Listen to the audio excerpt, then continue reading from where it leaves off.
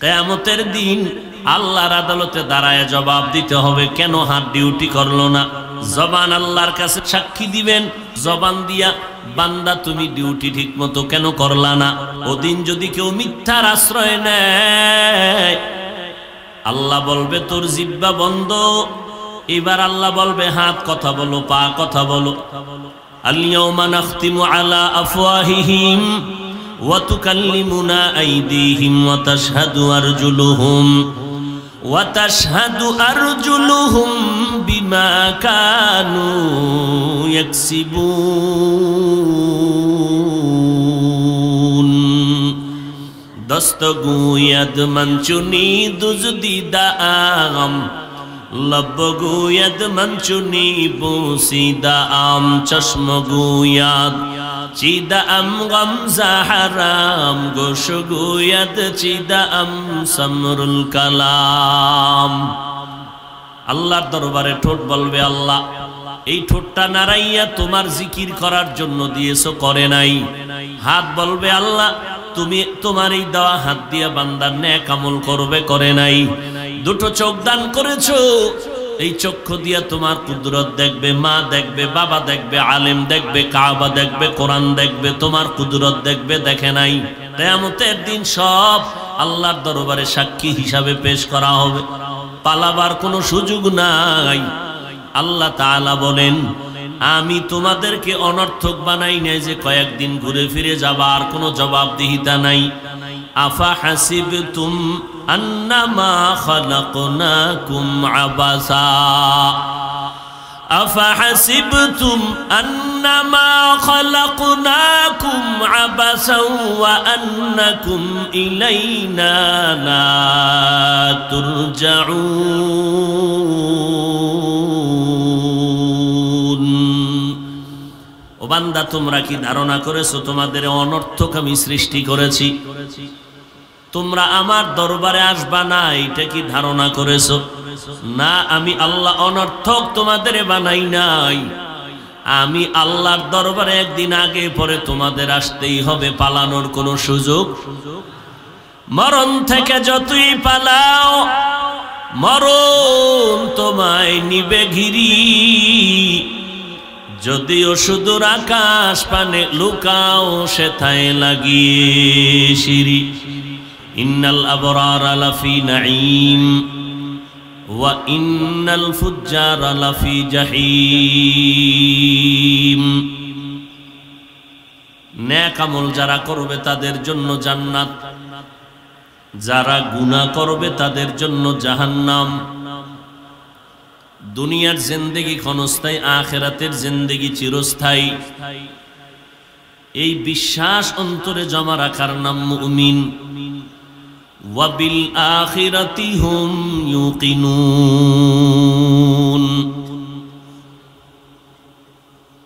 দুনিয়াতে আল্লাহ পাঠাইলেন অল্প টাইমের জন্য পরীক্ষা দিবা।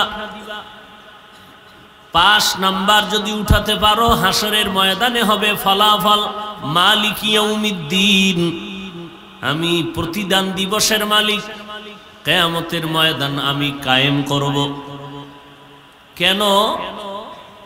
ইনসাফের বিচার করার জন্য। আল ইয়াউমা তুজজা কুল্লু নাফসিন বিমা কাসাবাত লা যুলমাল ইয়াউম ইন্নাল্লাহা সারিউল হিসাব। কোন জুলুম করা হবে না হাসরের দিন। বিচারটা হবে চূড়ান্ত দ্রুত বিচার। কি পরিমাণ দ্রুত হবে? মুফাসসিরিনে কেরাম বলেন, ফজর থেকে জোহর পর্যন্ত যেই সময়, হাসরের মাঠের বিচারের সময় এতটুকুই। এই টাইমে কোটি কোটি সহস্র কোটি মানুষের বিচার কেমনে করবেন আমার আল্লাহ? আমাদের পটিয়া থানায় মামলা হয়ে গেছে ৩০ বছর আগে, এখনো শেষ হয় না। টাকা দিলে মাঝে মাঝে জিন্দা হয়। আল্লাহর আদালতে শুধু মানুষের না, পশুরও বিচার করবেন আল্লাহ। যেই পশু কোন একটা সবল গরু দুর্বল গরুর উপরে আক্রমণ করেছে, কিয়ামতে আল্লাহ বিচার করবে, এই দুর্বল, তোরে শক্তি দিলাম, প্রতিশোধ নাও। সেদিন চূড়ান্ত ইনসাফের বিচার করা হবে। কত বিচারটা দুনিয়াতে হবে না? বলে না, হবে না। কেমন? আপনাদের পটিয়া থানার ওসি সাহেব এলাকার কোন এক খুনি আসামিকে গ্রেফতার করলো, একজনকে হত্যা করেছে, এই দায়ে তাকে গ্রেফতার করে আদালতে নিয়ে গেল। আদালত রায় দিল তাকে হত্যা করে দাও, হত্যার বদলে হত্যা। ঘটনাক্রমে কিছুদিন পরে আরেক আসামি ধরা পড়ল, সে একজনকে হত্যা করে নাই, 5 জনকে হত্যা করেছে, অথবা 7 জন, 7 মার্ডার। তাকেও আদালতে উঠানো হলো। আদালত কি রায় দিল? তাকেও হত্যা করে দাও, হত্যার বদলে হত্যা। এবার বুঝেন, একজনকে হত্যা করার কারণে তার বিচার কি হলো? তাকেও হত্যা করো। আর একজন 7 জন ব্যক্তিকে হত্যা করে তারও বিচার হত্যা। তাহলে একজনকে হত্যা করার কারণে তাকেও হত্যা করলো, তো একজনের হত্যার প্রতিশোধ হলো। যেই ব্যক্তি 7 জনকে হত্যা করলো তাকেও যদি হত্যা করা হয়, তাহলে একজনের না প্রতিশোধ হলো, আর 6 জনের উপায় কি? আল্লাহ বলেন এই 6 জনের বিচার জমিনের কোনো আদালত করতে পারবে না, এজন্য নতুন এক আদালতের দরকার। ও আদালতের নাম কিয়ামতের আদালত, আখিরাতের আদালত। এই আদালতটা কেমন হবে? ওয়া আম্মা মান খাফা মাকামা রাব্বিহি ওয়া নাহান নাফসা আনিল হাওয়া ফাইন্নাল জান্নাতা হিয়াল মাওয়া। দুনিয়াতে যারা আখিরাতের দিন রব্বে কারীমের দরবারে দাঁড়াইয়া হিসাব দেওয়ার ভয়ে নিজের নফসকে গুনাহ থেকে বাঁচাইয়া পবিত্র করবে, তার ঠিকানা স্থায়ী জান্নাতুল মাওয়া। তাহলে আমরা জান্নাত পাবো কবে? কিয়ামতের দিন। কিন্তু সে জান্নাতের 5 নাম্বার নিতে হবে এখনই, দুনিয়াতেই। দুনিয়াতে যে জান্নাত পাওয়ার 5 নাম্বারটা নিব, টাইম কত? টাইমের কোনো ভ্যালু নাই, নিঃশ্বাসের বিশ্বাস নাই, তাড়াতাড়ি করো। নবীজি বলেন, আলা কুল্লুকুম রাইন ওয়া কুল্লুকুম মাসউলুন আন রাইয়াতিহি। সাবধান হে উম্মত, তোমরা প্রত্যেকেই দায়িত্বশীল। আল্লাহর দরবারে দাঁড়াইয়া প্রত্যেকের দায়িত্বের কারণে জবাবদিহিতার কাঠগড়ায় দাঁড়াতে হবে। সাহাবায়ে কেরাম প্রশ্ন করলেন, পয়গম্বর, কে কি পরিমাণ কার উপরে দায়িত্বশীল? জবাব দিতে হবে আল্লাহর আদালতে। নবী বললেন, যার অধীনে যারা বসবাস করে অধীনস্থদের মালিক কর্তা দায়িত্বশীল। যেমন মা বাবা, অধীনে সন্তান থাকে, সন্তান মা বাবার দায়িত্বশীল। অবহেলা করলে আল্লাহর আদালতে দাঁড়ায় জবাব দিতে হবে। স্ত্রী স্বামীর অধীনে, স্বামী স্ত্রীর দায়িত্বশীল, দায়িত্ব পালনে অবহেলা করলে আসামির কাঠগড়ায় দাঁড়ায় জবাব দিতে হবে। সমস্ত ছাত্র শিক্ষকদের আন্ডারে থাকে, সব ছাত্রদের দায়িত্বশীল ওস্তাদ। দায়িত্বের অবহেলা হলে আল্লাহর দরবারে জবাব দিতে হবে। একটা ওয়ার্ডের দায়িত্বশীল একজন মেম্বার, দায়িত্বে যদি অবহেলা হয়, দুনিয়ায় মাপ পাইলেও আখিরাতে কোনো ছাড় হবে না। একজন ইউনিয়নের চেয়ারম্যান ইউনিয়নের দায়িত্বশীল, এমপি সাহেব তার আসনের দায়িত্বশীল, গোটা দেশের দায়িত্বশীল সরকার, আর জাতি উম্মতের দায়িত্বশীল একমাত্র উলামায়ে আহলে হাদিস। আর একজন সাহাবী দাঁড়ালেন, আমি কারো অধীনেও নাই, আমার অধীনেও কেউ নাই, আমি কিসের দায়িত্বশীল? নবীজি বললেন, আপনি আপনার অঙ্গ প্রত্যঙ্গের দায়িত্বশীল। কিয়ামতের দিন আল্লাহর দরবারে দাঁড়াইয়া, আল্লাহ দুটো হাত দিয়েছিলেন, বিনা কারণে আল্লাহ হাত বানান নাই, চোখ বানান নাই, একটা ডিউটি করার জন্য দিয়েছেন। ওই হাত যদি ডিউটি না করে, আল্লাহর আদালতে দাঁড়ায় জবাব দিতে হবে, কেন হাত ডিউটি করলো না? জবান আল্লাহর কাছে সাক্ষী দিবেন, জবান দিয়া বান্দা তুমি ডিউটি ঠিক মতো কেন করলা না? ওদিন যদি কেউ মিথ্যার আশ্রয় নেয়, আল্লাহ বলবে তোর জিহ্বা বন্ধ। এবার আল্লাহ বলবে হাত কথা বলো, পা কথা বলো।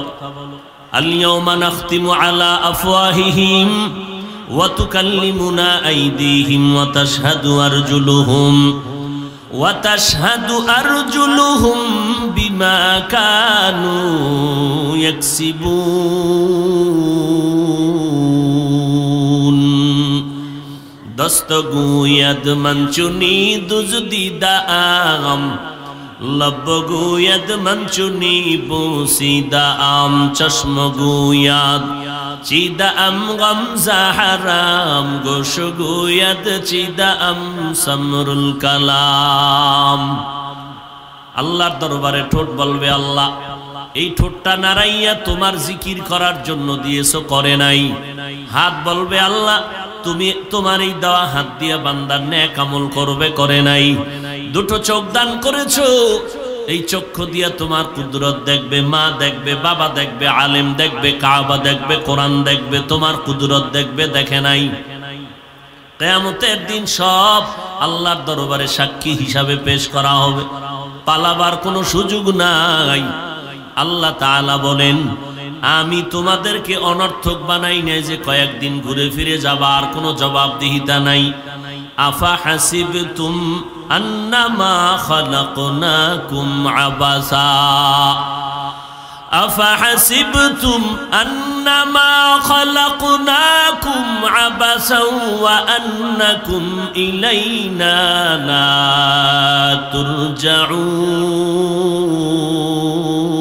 তুরজাউন। ও বান্দা, তোমরা কি ধারণা করেছো তোমাদের অনর্থক আমি সৃষ্টি করেছি? তোমরা আমার দরবারে আসবা না, এটা কি ধারণা করেছো? না, আমি আল্লাহ অনর্থক তোমাদের বানাই নাই। আমি আল্লাহর দরবারে একদিন আগে পরে তোমাদের আসতেই হবে, পালানোর কোনো সুযোগ। মরণ থেকে যতই পালাও, মরণ তোমায় নিবে ঘিরি। যদিও সুদূর আকাশ পানে লুকাও, সেথায় লাগিয়ে সিঁড়ি। সারা দুনিয়ার বাদশাহী করলো দুই মুসলমান, এর মধ্যে একজন হলেন বাদশাহ জুলকারনাইন। তার ইতিহাসে লেখা আছে, ইন্তেকালের আগে তার ভক্তদের বলে গেলেন, আমি মরণকালে জানাজার পরে কাফনের ভেতর দিয়ে হাত দুইটা বের করে একটু ঘুরাইয়া দেখাইয়া কবরে নিও। ঠিক ইন্তেকালের পরে জানাজার পরে এমন যখন করা হলো, দুনিয়াদারেরা ডাক দিয়ে কয়, নজর করে দেখ, বাদশাহ সেকান্দার সারা দুনিয়ার বাদশাহী করিয়াও লোভ সামলাইতে পারে না, মরণের পরেও হাত বিছাইয়া দুনিয়ার কাছে আরো চায়।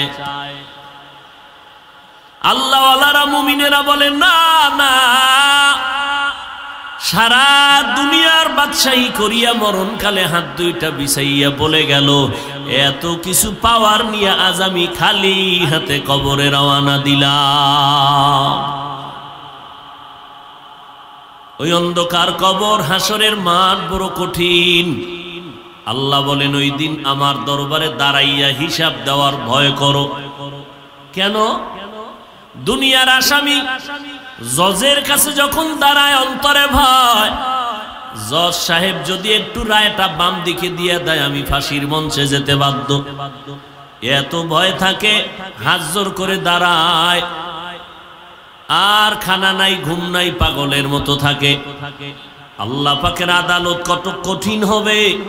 দুনিয়াতে সরকারেরা যখন চেয়ারে নতুন বসে একটা জাতির উদ্দেশ্যে ভাষণ দেয়, আমার রব্বে কারীম যখন কিয়ামতের ময়দানটা কায়েম করবেন, একটা ভাষণ দিবেন জাতির জন্য, কিয়ামতের মাঠের জন্য। সরকার জনগণের ভোট নিয়ে চেয়ারে বৈশা নির্বাচিত হইয়া একটা ভাষণ দিয়া কয়, জনগণ তোমার ভোটে আমি হয়েছি, তবে ঠিক আছে, তবে আমার চোখে সব সমান। এতদিন তোমার কাছে আমি সালামের জন্য গেলাম, দোয়ার জন্য গিয়েছি, কিন্তু আমি এখন দেশটা পরিচালনার জন্য কিছু নিয়ম করলাম, না হয় দেশ সুশৃঙ্খল ভাবে চালানো যাবে না। অতএব আমার যারা ভোট দিছো, যারা দেও নাই, জানার দরকার নেই, আমি জানি তোমরা আমার আপন। তবে আমার দেশ পরিচালনার নিয়ম যা করলাম এগুলো যদি মানো, তোমাকে আমার সালাম থাকবে আমার মেয়াদ কাল পর্যন্ত। আর যদি গায়ের জোরে আমার আইন অমান্য করো, পুলিশ গিয়ে তোমার হাতে হ্যান্ডকাপ লাগাবে। এখানে কোনো ছাড় নাই। আল্লাহ পাক কিয়ামতের ময়দানে একটা ভাষণ দিবেন বড় কঠিন। লিমানিল মুলকুল ইয়াউম লিল্লাহিল ওয়াহিদিল কাহ্হার। আল্লাহ বলবেন আজকের দিনের রাজত্ব কার? আমার আল্লাহ পাকের কুদরতের আওয়াজ এত বিকট হবে যে হাসরের ময়দানটা থরথর করে কেঁপে উঠবে। সমস্ত মানুষ ভয়ে বেহুশ হয়ে যাবে, কেউ জবাব দিতে পারবে না যে আজকে দিনের রাজত্ব কার। আল্লাহ নিজে জবাব দিয়ে বলবেন লিল্লাহিল ওয়াহিদিল কাহ্হার। আজকের দিনের রাজত্ব মহারাগে রাগান্বিত আল্লাহ। আল্লাহ কত বড় রাগ হবেন। আমার আল্লাহ যত বড়, আল্লাহর দয়া রহমত তত বড়। আমার আল্লাহ যত বড়, তার রাগ তত বড়। এই জন্য আল্লাহ পাক বারবার বলেন আমাকে ভয় করো, আমাকে ভয় করো, আমাকে ভয় করো। নবীকে পর্যন্ত আমার আল্লাহ বলেন নবী আপনি আমাকে ভয় করেন। যেই নবীর কোনো গুনাহ নাই, আল্লাহ সেই নবীকে পর্যন্ত বললেন ইয়া আইয়ুহাল্লাযীনা আমানু ইয়া আইয়ুহান নাবিয়্যুত্তাকিল্লাহ ওয়ালা তুতি'ল কাফিরিনা ওয়াল মুনাফিকিন। আমাকে ভয় করেন হে নবী, কাফের মুনাফিকের অনুসরণ করবেন না। আমাকে ভয় কেন করবেন? কয় যার অন্তরের মধ্যে ভয় থাকবে। যেই সন্তান মা বাবাকে ভয় করে, ওই সন্তান মা বাবার সামনে অন্যায় করে না। যেই ছাত্র ওস্তাদকে ভয় করে, ওই ছাত্র কখনো ওস্তাদের সামনে অন্যায় করে না। ঠিক দুনিয়াতে যেই বান্দা আল্লাহর ভয় অন্তরে নিয়ে চলবে, ওই বান্দার গলায় ছুরি আসলেও আল্লাহর বিরুদ্ধে কোনো গুনাহ করবে না। এই ভয় অন্তরে জমা করার জন্য বান্দা দেরি না করিয়া নফসটাকে গুনাহ থেকে বাঁচাও। আল্লাহ বলেন ইয়া আইয়ুহাল্লাযীনা আমানু কু আনফুসাকুম ওয়া আহলিকুম নারা ওয়াকুদুহান নাসু ওয়াল হিজারাহ আলাইহা মালাইকাতুন গিলাযুন শিদাদুন লা ইয়াসুনাল্লাহা মা আমারাহুম ওয়া ইয়াফআলুনা মা ইউমারুন। ও মুমিনেরা, জাহান্নামের আগুন থেকে নিজেকে বাঁচাও, তোমার আহালকে বাঁচাও। কেন বাঁচাইবা জানো? জাহান্নামের আগুনের ইন্ধন হবে মানুষ। মানুষ দিয়ে আমি আল্লাহ জাহান্নামের আগুন প্রজ্বলিত করব। ভয়ঙ্কর জাহান্নাম। আল্লাহর নবী বলেন কিয়ামতের মাঠে আমার আল্লাহ বিচার শুরু করবেন, হুঙ্কার দিবেন। আল্লাহর নবী আম্মা জান আয়েশা রাদিয়াল্লাহু আনহা বলতেছেন একদিন আমি তাকায় দেখি রাহমাতুল লিল আলামিন আমার হুজরায় বসে গুনগুন গুনগুন করে কান্না করেন। আমি আয়েশা ভয় পেয়ে গেলাম, না জানি কোনো বেয়াদবি হলো নাকি। নবীর কাছে গিয়া আদবের সাথে প্রশ্ন করলাম, পয়গম্বর আপনি কাঁদেন কেন? আমি আয়েশার কোনো বেয়াদবি হয়েছে নাকি? মদিনার নবী বলেন না, আয়েশা কোনো বেয়াদবি হয় না, তো কেন কাঁদেন? তুমি কিসের বেয়াদবি করো মা? আম্মা জান আয়েশা বলে নবী আমার বয়স তো অনেক কম, 6 বছরে আপনার সাথে আমার বিবাহের বন্ধন হলো, 9 বছর আমি আপনার ঘরে আসলাম, সংসার করা শুরু করলাম। নবীজির ঘরে আসছি, আমার বয়স কম, অজান্তে বেয়াদবি হয়ে গেল নাকি? না আয়েশা হয় নাই। তো কেন কান্না করেন? নবীজি বলেন আয়েশা হাসরের ময়দানের ভয়ঙ্কর অবস্থার কথা মনে পড়েছে, এই জন্য কান্না করি। হাসরের ময়দানের কেমন ভয়ঙ্কর হালাত, যেই ভয়ঙ্কর হালাতের কারণে আপনি কান্না করেন। আম্মা জান আয়েশার প্রশ্নের জবাবে নবী বলতেছেন, ও আয়েশা, কিয়ামতের দিন আমার আল্লাহ পাক এমন একটা হুঙ্কার দিবেন, শুধু এতটুকু না, সূর্যটা মাথার উপরে নেমে আসবে, আল্লাহ বলবেন সূর্য তোর যত মুখ আছে নিচে কর, তাপ ছেড়ে দাও। অন্যদিকে জাহান্নামের আওয়াজ, জাহান্নামে তো চিৎকার দিয়া বলবে, আল্লাহ গুনাহগার গুলো কোথায়, বেনামাজি কই আমার পেটে দাও, পেটে ক্ষুধা। আল্লাহ বলবে, জাহান্নাম অপেক্ষা কর, আমি বিচারটা শেষ করে তোমার খানার আয়োজন করতেছি, খোরাক দিতেছি। আম্মা জান আয়েশাকে নবী বলেন, ও আয়েশা, জাহান্নামের আওয়াজে হাসরের ময়দানটা থরথর করে কেঁপে উঠবে। এমন এক অবস্থা হবে, আপন আপন বলতে কেউ কারো পরিচয় দিবে না। ইয়াউমা ইয়াফিরুল মারউ মিন আখিহি ওয়া উম্মিহি ওয়া আবিহি ওয়া সাহিবাতিহি ওয়া বানিহি। আল্লাহর নবী বলেন, বনি ইসরাইলের মধ্যে একজন আল্লাহর গোলাম 500 বছর আল্লাহর ইবাদত করেছেন। ও ইবাদত করনেওয়ালারা, আজকে মনে করি আমার মতো বড় মুত্তাকি পরহেজগার নামাজি আর কেউ নাই। ওরে আপনার আমার নামাজের হিসাব কখন করবেন? সাহাবায়ে কেরামদের ইতিহাস যদি পড়িয়া দেখেন, 10 জন সাহাবা জান্নাতের টিকিট পাইলেন দুনিয়ার জমিনে। এর মধ্যে প্রথম সিরিয়ালে পয়গম্বরের কলিজার টুকরা সাহাবী আবু বকর সিদ্দিক রাদিয়াল্লাহু আনহু নামাজের মধ্যে দাঁড়াইয়া রাতের বেলা কান্না করতেছেন। নামাজের পরে আমার মায়ার নবী জিজ্ঞাসা করলেন, আবু বকর, আপনি নামাজে কাঁদলেন কেন? আবু বকর চোখের পানি ছেড়ে বলেন, মায়ার নবী, হাসরের ময়দানের কথা মনে পড়ে যাওয়ায় কান্নাম। কোরআন শরীফের একটা আয়াত আমাকে কান্না শুরু করায় দিল। কি আয়াত পড়ে আপনি কান্না শুরু করলেন? আল্লাহর নবীর প্রশ্নের জবাবে আবু বকর সিদ্দিক রাদিয়াল্লাহু আনহু বললেন, ওই আয়াতটা আমি তেলাওয়াত করা মাত্র আমার চোখের থেকে পানি পড়া শুরু হয়ে গেল। ইন্নাল্লাহা আশতারা মিনাল মুমিনিনা আনফুসাহুম ওয়া আমওয়ালাহুম বিআন্না লাহুমুল জান্নাহ। আল্লাহ বলেন, ও মুমিনেরা, তোমাদের জান মাল আমি কিনে নিলাম, বিনিময়ে তোমাদের জান্নাত দিয়ে দিলাম।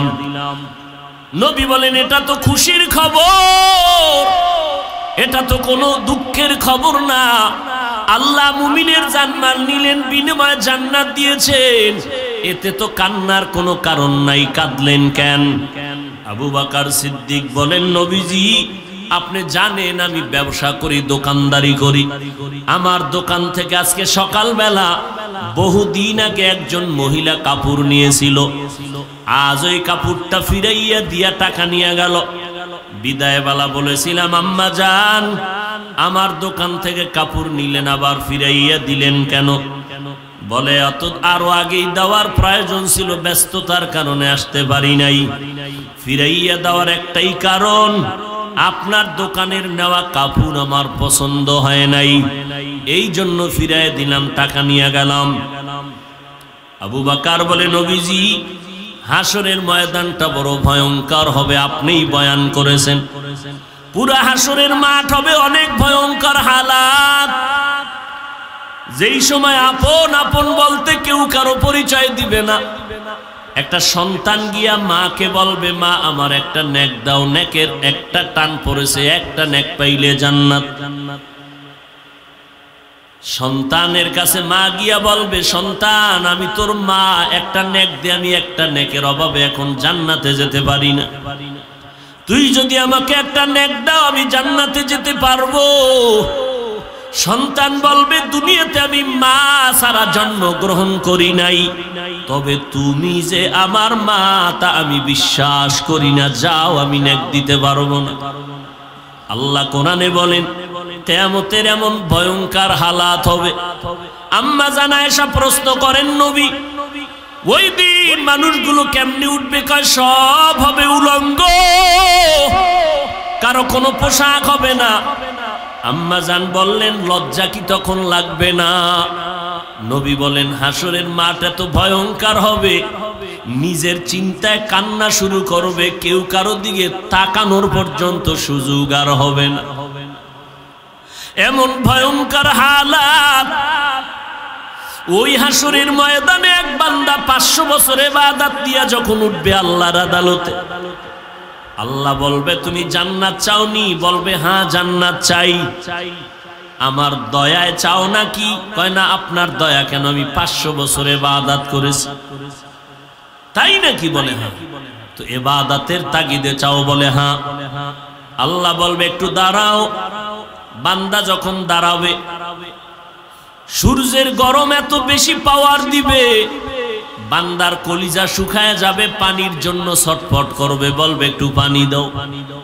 আল্লাহ একজন ফেরেশতাকে বলবে, ফেরেশতা ওই বান্দার কিনারা এক গ্লাস পানি নিয়ে দাঁড়াও। ফেরেশতা পানি নিয়ে দাঁড়াবে এক গ্লাস।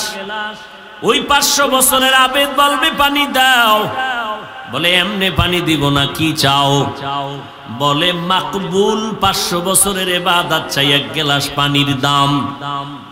আবেদ চিন্তা করবে আমার জান বাঁচান দরকার, মরে যাই, পানি দাও। ইবাদত পরে 500 বছরেরটা দিয়া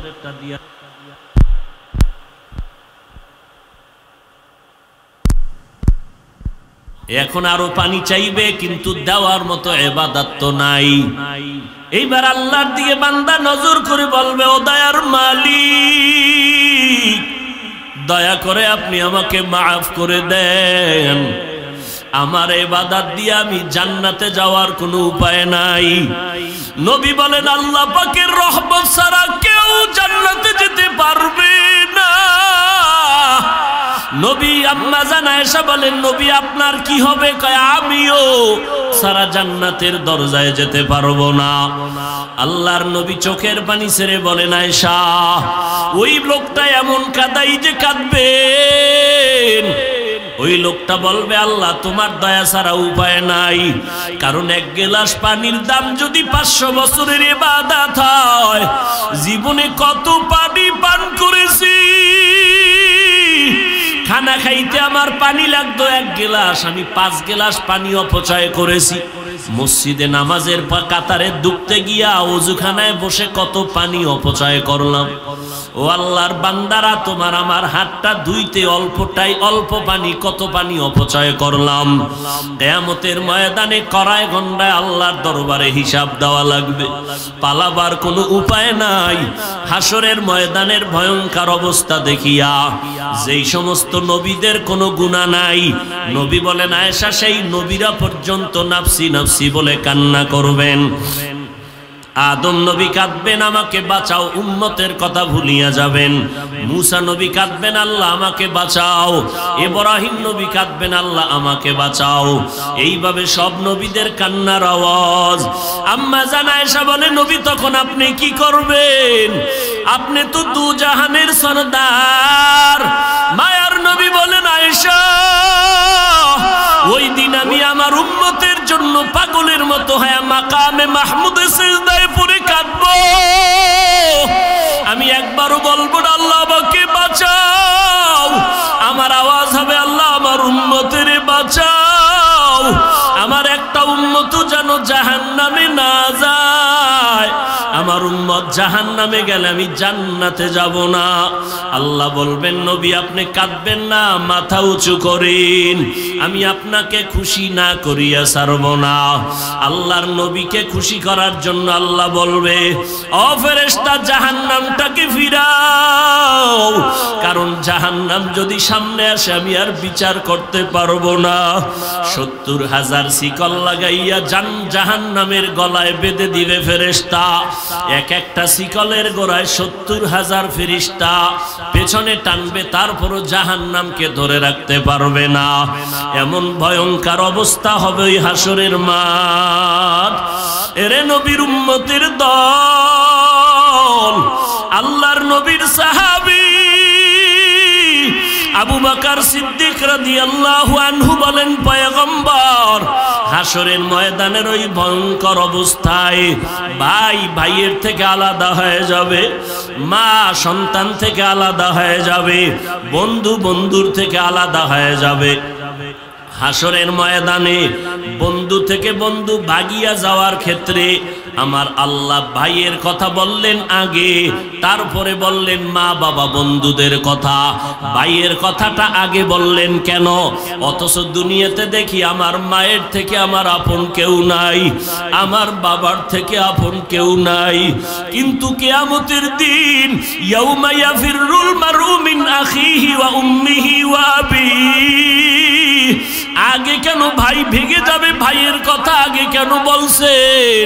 কারণ দুনিয়া তো মাঝে মাঝে দেখা যায় মুসা নবীরে যখন আল্লাহ বললেন যাও ফেরাউনের কাছে দাওয়াত দিতে যাও, মুসা নবী আল্লাহর কাছে দোয়া করলেন ও দয়ার মালিক, ফেরাউন বেঈমানের শক্তির অভাব নাই, আমি একা কেমনে যাব? আমার একটু শক্তি বাড়ায় দাও। তোমার কুদরতের শক্তি তো আছে, তবে দুনিয়ার লাইনে একটু শক্তি দাও। বলে কি শক্তি?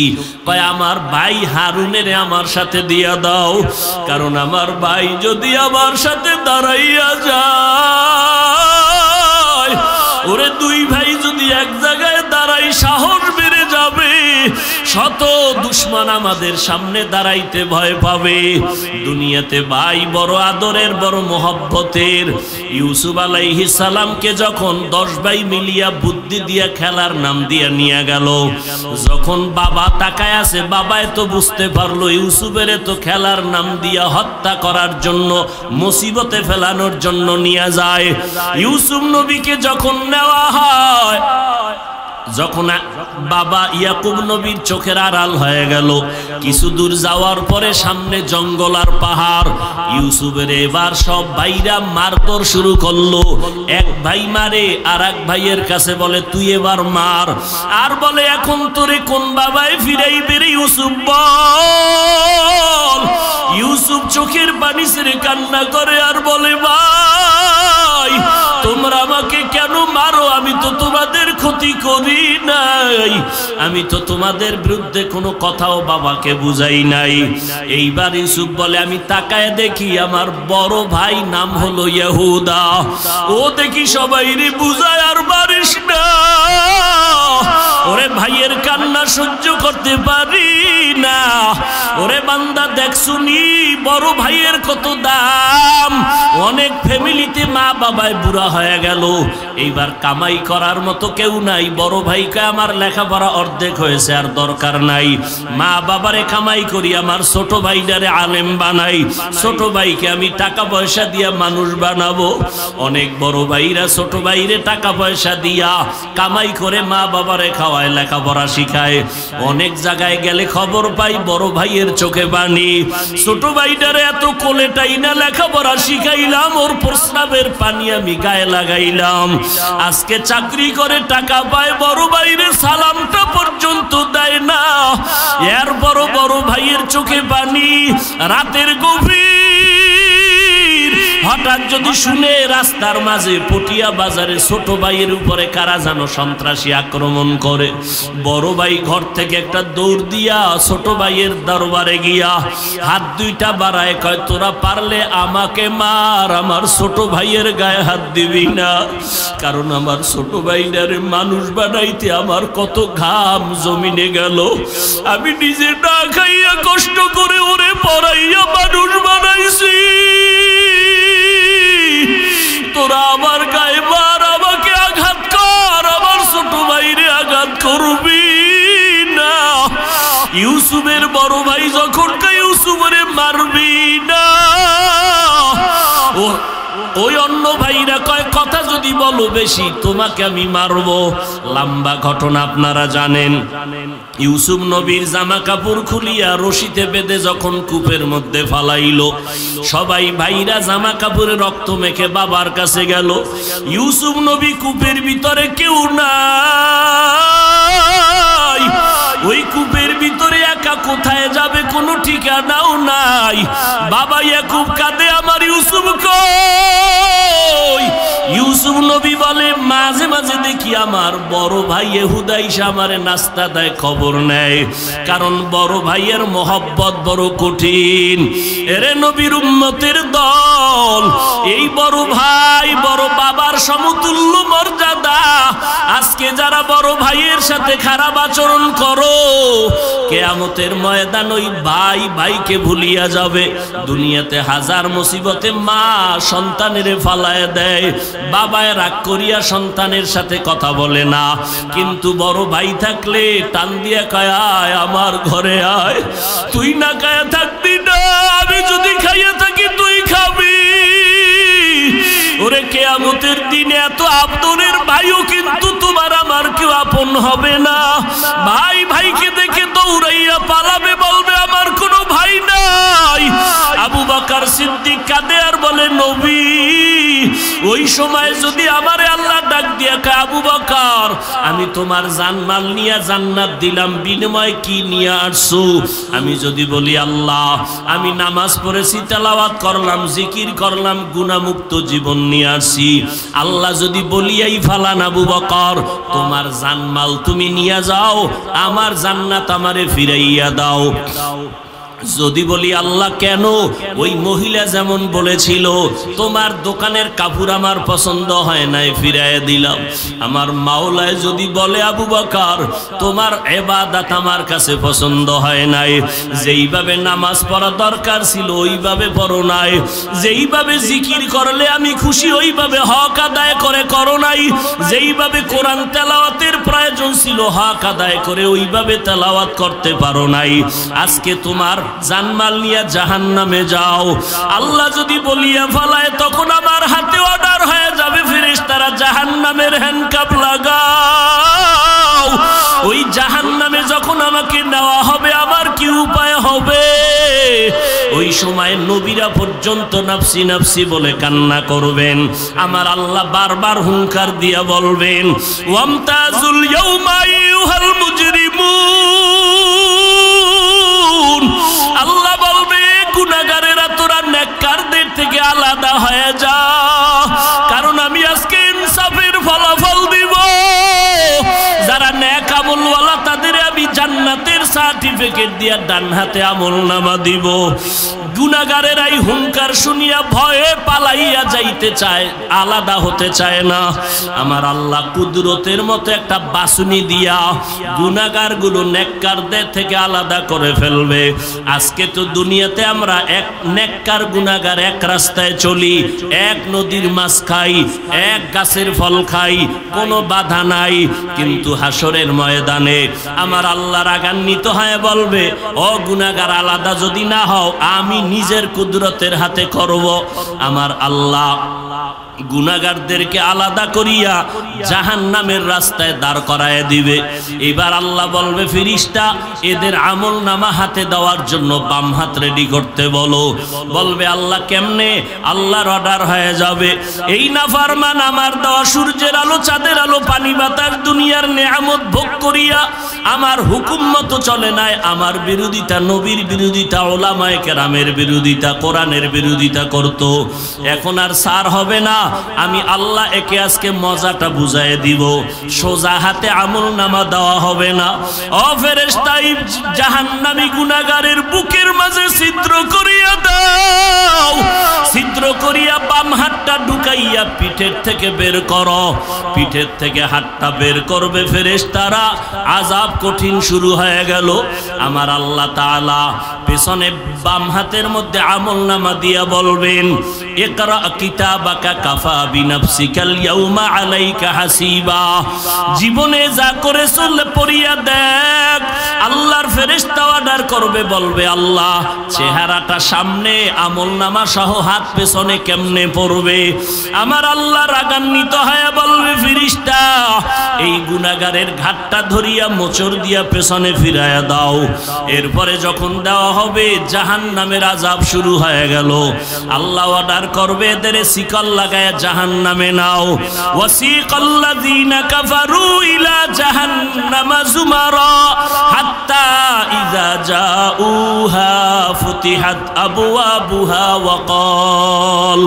ওয়াকালা লাহুম খাযানাতুহা আলাম ইয়াতিকুম রুসুলুম মিনকুম ইয়াতলুনা আলাইকুম আয়াতি রাব্বিকুম ওয়া ইউনযিরুনাকুম লিকাআ ইয়াউমিকুম হাযা ক্বালু বালা ওয়ালাকিন হাক্কাত কালিমাতুল আযাবি আলাল কাফিরিন।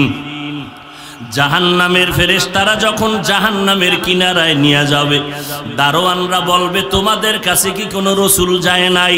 আল্লাহর কোরআনের কথা বলিয়ে কি তোমাদের শুনায় নাই?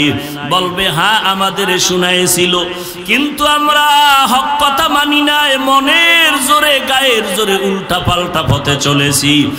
আজকে কোনো সার নাই, আজ আমার কপাল জাহান্নামী হয়ে গেল।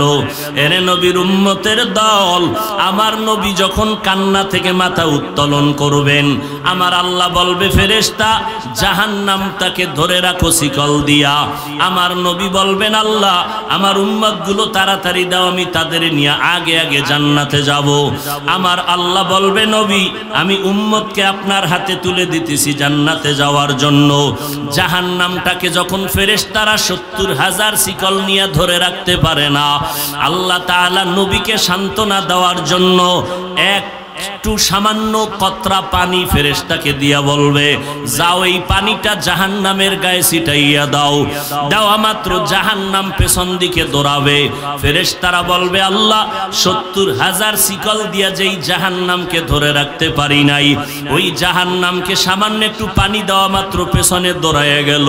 ও আল্লাহ জানতে চাই এই পানিটা কি জমজমের পানি নাকি কাউসারের পানি না বেহায়াতের পানি?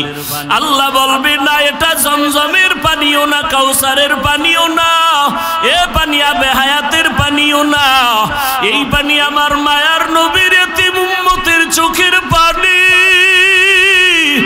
আমার মায়ার নবীর উম্মতেরা গুনার কথা স্মরণ করে তওবার দরজায় আসিয়া কান্না করেছে, আমি মাওলার দরবারে সেজদায় পড়ে কান্না করেছে, আর বলছে দয়ার মালিক জাহান্নামের আযাব সইতে পারবো না, তুমি দয়া করে মাফ করিয়া দাও। আমি আল্লাহ ওই জাহান্নামের ভয়ে যারা কান্না করেছে আমি সেই কান্নার পানি দিলাম, কারণ আমার ওয়াদা নবীর দ্বারা বলায় দিছি যারা মোহাব্বতে জাহান্নামের ভয়ে কান্না করবে আমি আল্লাহ তাদের উপরে জাহান্নামের আগুন হারাম করে দিব। এজন্য আল্লাহ বলেন বান্দা তুমি যদি জান্নাত পেতে চাও, জাহান্নামের ভয়ে আল্লাহর আদালতে দাঁড়াইয়া হিসাব দেওয়ার ভয়ে নিজের নফসটাকে গুনাহ থেকে বাঁচাও। আর নিজের ভয় নিয়ে নফসকে যদি গুনাহ থেকে বাঁচাইতে চাও, দুনিয়ার এই পরিবেশে তুমি একা একা বাঁচাইতে পারবা না। এই জমিনের মধ্যে আল্লাহর কিছু পেয়ারা বান্দা আছে আল্লাহওয়ালা, যাদের নজরে কলিজা কলবের পরিবর্তন, যাদের সোহবতে বান্দার অন্তর পরিবর্তন। এমন আল্লাহওয়ালা যারা আহলুল্লাহ, তাদের সাথে সময় দিয়া জাহান্নামের ভয় অন্তরে ঢুকাইয়া গুনাহ সারিয়া নেক আমল নিয়ে কবরে যাও। কিয়ামতের ময়দানে সূর্যের তাপ না লাগাইয়া বিনা হিসাবে আল্লাহ জান্নাত দিবেন। হর কে দারাত খৌফে হক দর দিল মাদাম জান্নাতুল মাওয়া দেহদ উরা মাকাম। আল্লাহ রাব্বুল আলামিন আখিরাতে আল্লাহর দরবারে দাঁড়াইয়া হিসাব দেওয়ার ভয় অন্তরে ঢুকাইয়া গুনাহের থেকে নিজেকে বাঁচাইয়া জান্নাতি হইয়া কবরে যাওয়ার তৌফিক আল্লাহ দান করুন, আমিন। ওয়া আখিরু দাওয়ানা আনিল হামদুলিল্লাহি রাব্বিল আলামিন। আসসালামু আলাইকুম ওয়া রাহমাতুল্লাহি ওয়া বারাকাতুহু। আলহামদুলিল্লাহি রাব্বিল আলামিন والصلاة والسلام على سيد الأنبياء والمرسلين وعلى آله وأصحابه أجمعين يا أرحم الراحمين يا أرحم الراحمين ইয়া আরহামার রাহিমিন। ربنا ظلمنا أنفسنا وإن لم تغفر لنا وترحمنا لنكونن من الخاسرين ربنا وآتنا ما وعدتنا على رسلك ولا تخزنا يوم القيامة إنك لا تخلف الميعاد اللهم إنا نسألك رضاك والجنة ونعوذ بك من سخطك والنار اللهم إنك عفو كريم تحب العفو فاعف عني ও দয়ার মালিক দুই দিন ব্যাপী মহা সম্মেলন আজ এই ইলমের মারকাজ পটিয়া মাদ্রাসার ময়দানে কুদরতের নজর দিয়ে দেখেন কত উলামায়ে কেরাম, কত মুরব্বী, কত হাজী সাহেব, কত সাদা দাড়িওয়ালারা, আয় আল্লাহ কত ব্যবসায়ী, কত চাকরিজীবী, কত ছাত্র ভাই, কত যুবক, আয় আল্লাহ আমরা গুনার বোঝা নিয়ে আপনার দরওয়াজায় হাজির হয়েছি। দুনিয়াতে যেদিন আসছিলাম আমল নামা কত সুন্দর, মা বাবা কত মোহব্বত করেছিলেন, আজকে দুনিয়ার রং তামাশায় পড়িয়া গুনাহ করে জীবনটারে নাপাক করে ফেলেছি। আয় আল্লাহ তওবার নিয়তে হাত তুলেছি, আর গুনাহ করব না রে আল্লাহ। দুনিয়াতে সূর্যের গরম সইতে পারি না, মশার কামড় সহ্য করতে পারি না, গুনাহ নিয়ে কবরে গেলে কবরে জাহান্নামের আগুন সহ্য করার শক্তি নাই রে আল্লাহ। হাসরের ময়দানের আযাব সইতে পারবো না। আয় আল্লাহ আমরা তো গুনাহগার, আপনার নবীর উম্মত, নবীজির মোহাব্বতে আমাদের মাফ করে দেন। গুনার কারণে দিলটা শক্ত হয়ে গেল, চোখে পানি নাই, কান্নাওয়ালা চক্ষু দান করেন আল্লাহ, জিকিরওয়ালা জিহ্বা দান করেন, আখিরাতের ফিকিরওয়ালা কলব দান করেন, আদবওয়ালা বিনয়ী জিন্দেগি দান করেন, ইলম হিকমত আমলে বরকত বাড়ায় দেন, রিয়া হাসাদ কিবির দূর করে ইখলাস দান করেন। আয় আল্লাহ এই জমিন তো হেদায়েতের জমিন, এই জায়গায় আসিয়া কত মানুষ জান্নাতের ঠিকানা নিয়ে যায়, আমরা আসছি যদি মাহরুম হয়ে যাই, কেন এই মাঠে আমাদের হাজির করেছেন? এই মাঠের মধ্যে তো আজিজুল হক ঘুমায়, এই মাঠের এই বাগান সাজানেওয়ালা বান্দা বুখারী সাহেব হুজুরে ঘুমায়। ওরে আগে বয়ান করতাম, বুখারী সাহেব হুজুর এখানে বসে বসে বয়ান শুনতেন আর কলিজা দিয়া দোয়া করতেন। এই তো দুনিয়া থেকে চলে গেলেন, আজ আমরা মুরব্বি হারা বড় অসহায়, ডানে অন্ধকার বামে অন্ধকার, কে আমাদের সান্ত্বনা দিবে? কেমন জানো আমরা ছায়াহীন অবস্থায় জমিনে আছি, চতুর্দিক থেকে শয়তান আমাদের গেরাস করিয়া নিল। আয় আল্লাহ গুনার সাগরে হাবুডুবু খাই, আয় আল্লাহ এই ময়দান থেকে খালি ফিরাইয়া দিয়েন না, ওলামায়ে কেরামের আমিন কবুল করিয়া নেন। আয় আল্লাহ তালিবুল ইলম ছাত্র ভাইদের আমিন কবুল করে নেন। আয় আল্লাহ ব্যবসায়ী যুবকের আমিন কবুল করে নেন। মা বোনদের আপনি আবেদা পর্দা নিশি বানায় দেন, সন্তানগুলো নেককার বানায় দেন।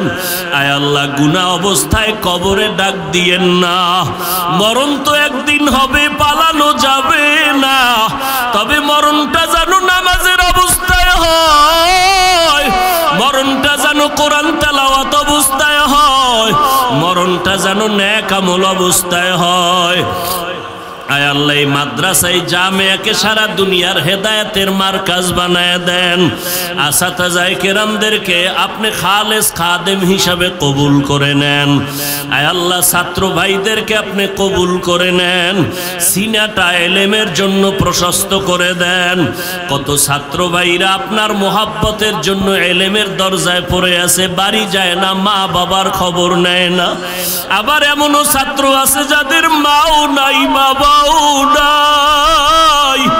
ও আল্লাহ এতিমদের দিকে তাকাইয়াও কি মায়া হবে না?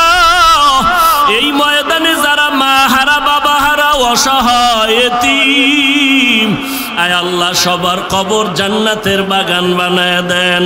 আয় আল্লাহ মেহেরবানি করে আজকের এই আয়োজন আপনি নাজাত ও হেদায়েতের জরিয়া বানায় দেন। আয় আল্লাহ গায়বী খাজানার থেকে যা প্রয়োজন ব্যবস্থা করে দেন। আয় আল্লাহ তাআলা আপনার খাস ওলিদের বন্ধু বানায় দেন। উলামায়ে আহলে হকের বিজয় দান করেন। মিথ্যা মামলায় যারা জড়িত কুদরতের হাতে মুক্তি দান করেন। ইজ্জতের হেফাজত করেন, চলার পথে হেফাজত করেন। আয় আল্লাহ আদবওয়ালা বিনয় জিন্দেগি দান করেন। আয় আল্লাহ জামিয়ার প্রয়োজন গায়বী খাজানার থেকে ব্যবস্থা করে দেন। আয় আল্লাহ পটিয়ার প্রত্যেকটা ঘর সুন্নতের ঘর বানাইয়া দেন। পটিয়ার প্রত্যেকটা ঘরে ঘরে সুন্নতের বাতি জ্বালাইয়া দেন। নবীজির রওজা বাইতুল্লাহ জিয়ারতের তৌফিক দান করেন। যারা বুঝে না কুদরতের হাতে কলবে বুঝ দান করেন। হেদায়েতের দৌলত আমার কলিজায় যুবকদের দান করে দেন। মোবাইলের গুনাহের থেকে হেফাজত করেন। মোবাইলের গুনাহের থেকে হেফাজত করেন। মোবাইলের গুনাহের থেকে হেফাজত করেন। আয় আল্লাহ তাআলা আমাদের সবার দিলের নেক আশা পূরণ করে দেন। নবীজির মোহাব্বতে আমাদের মাফ করে দেন। আম্বিয়ায়ে কেরাম, সাহাবায়ে কেরাম, শুহাদায়ে কেরাম, আউলিয়ায়ে কেরাম, আসাতেজায়ে কেরামদের জান্নাতে মাকাম উঁচু করে দেন। আয় আল্লাহ আমাদের